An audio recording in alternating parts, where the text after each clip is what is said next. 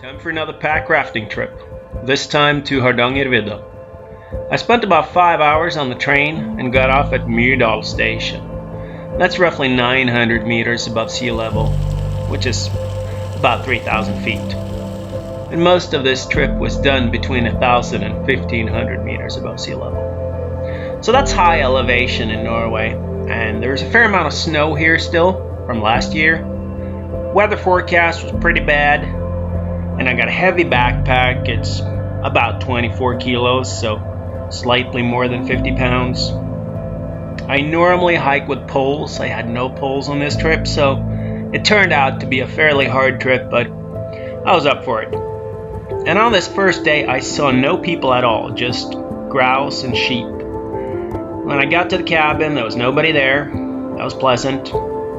This was a no-service cabin, so I had to bring my own food.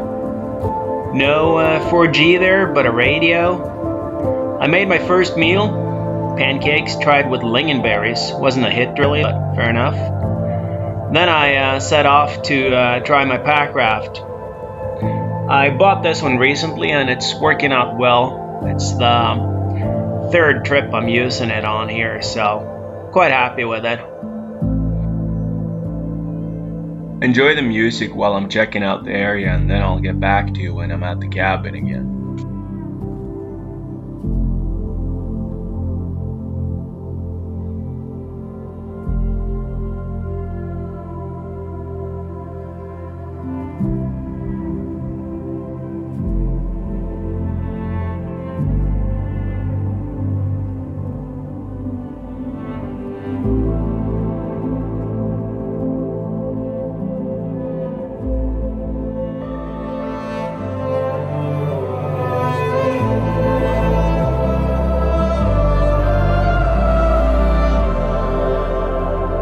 When I got back to the cabin, I started a little project. So when you go to the bathroom, voila, you'll see the Swedish king. And then it was time to get the fire going. And I was hungry, and I needed more energy, so I made my second dinner. And I knew that tomorrow was going to be a long day, so I set my alarm for 6 a.m. and at 9 p.m. I went to bed. It was still dark outside when I got up, so I had to use my headlamp when I was making breakfast. But by the time I was setting off, it was daylight outside. Quite a bit of wind in the morning, but that worked out fine. And I was going to start the day by packrafting. Actually, I packrafted on 3 different occasions on this second day. Most of the day was hiking, and that was the case for the whole trip too, but I knew that going into it, and I had some pretty cool lakes planned out, so I was looking forward to this. Early on here, I'm gaining a bit of elevation, and I'm passing a glacier here too, as you can tell. I'm getting up to about 1,500 meters above sea level, but there was quite a bit of fog up there, so I didn't have a lot of visibility. Didn't get to enjoy the great views, but I still enjoyed the scenery and the hiking, and yeah, some of the colors here are pretty cool. I saw no hikers on this second day, just grouse on several different occasions, and also some sheep. And now I'm making my way down to lower elevation, and it's time to get the packraft out again, inflate it, and get it on the water. I was really looking forward to packrafting on this lake. The valley is beautiful, and I've been checking out this area on the map before, but I haven't been up to this lake before.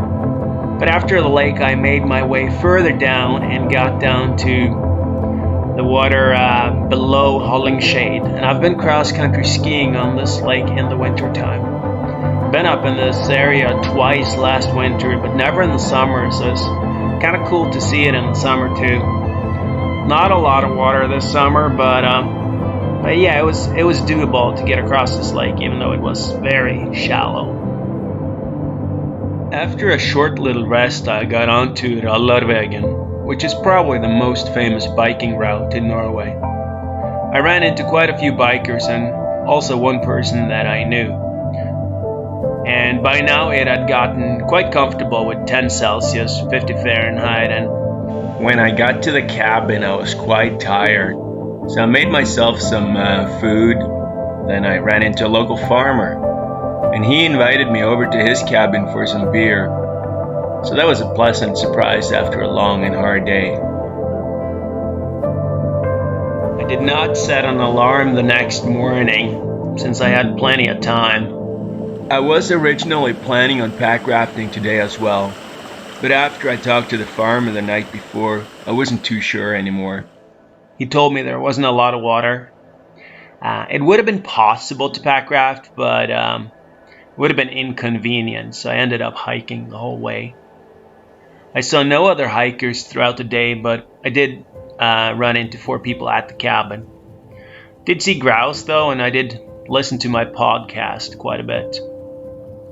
And I ended up eating a lot of blueberries along the way too. I wanted to eat blueberries when I got to the cabin with pancakes, but they had no pancakes there, so that was kind of unfortunate.